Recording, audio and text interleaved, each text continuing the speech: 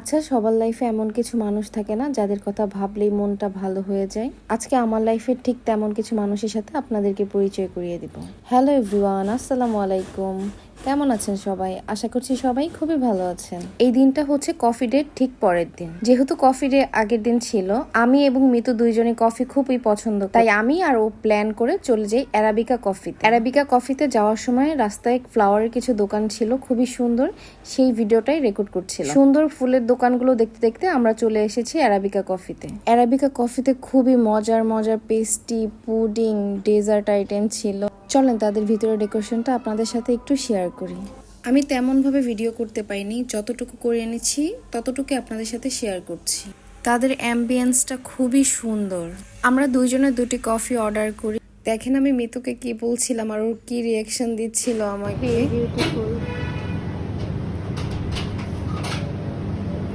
মাশাআল্লাহ। ওর প্রশংসা করলেও সবসময় এমন একটা রিয়েকশনই দেয়। কফিটা এনজয় করার পর মিতু একটু ওয়াশরুমে ফ্রেশ হতে গিয়েছিল। তখন আমি একা একা বসে বোরিং হচ্ছিলাম আর নিজের ভিডিও করছিলাম। এর মধ্যে আমরা সাথী আপুকে কল করি এবং প্ল্যান করি যে আপুর সাথে দেখা করব, এবং আপুকে বলার পর আপু সাথে সাথে রাজি হয়ে যায়। আমরা প্ল্যান করি আমরা উত্তরা 11 নম্বর সেক্টরে যে খানাস রয়েছে সেখানে আমরা দেখা করব। এরপর আমি আর মিতু দ্রুত বেরিয়ে যাই অ্যারাবিকা কফি থেকে। আমরা একটা রিক্সা নিয়ে চলে যাই খানাসে। অনেক দিন পর খানাসে যাওয়া হয়েছিল এবার আমাদের। আগে তো প্রায় সময় খানাসে আড্ডা দেওয়া হতো, কিন্তু এখন অনেক দিন যাবত যাওয়া হয়নি। এইবার অনেক দিন পর গিয়েছিলাম আমরা খানাসে। খানাসে যাওয়ার পর তো বিভিন্ন মেমোরিজও মনে পড়ছিল, আমি আর মিতু সেগুলো রিকল করছিলাম। আমরা দুজন আগেই চলে গিয়েছিলাম, গিয়ে আমরা আপুদের জন্য অপেক্ষা করছিলাম যে তারা কখন আসবে। ফাইনালি তারা চলে আসলো, আমাদের সুন্দরী সাথী আপু এবং ঐশী আপু।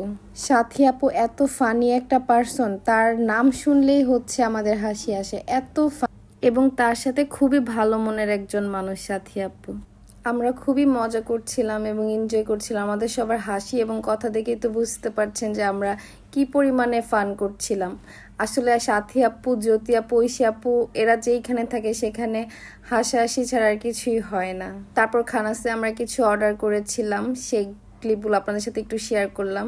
বেশ কিছুক্ষণ আড্ডা দেওয়ার পর আমরা এখানে, যেহেতু রাত হয়ে গিয়েছিল, আমরা বেরিয়ে গিয়েছি। লিফটে উঠে সবাই মিতুর জুতা দেখছিল এবং সাথী আপু ওর জুতা নিয়েও মজা করছিল। এখন হচ্ছে গুড বাই মোমেন্ট, সবাইকে টাটা বাই বাই দিয়ে আমি এবং মিতুর বাসায় চলে এসেছিলাম। তারপর আঙ্কেল আমাদেরকে পিৎজা এনে দিল, পিৎজাটাও ট্রাই করলাম, পিৎজাটাও খুব মজা ছিল।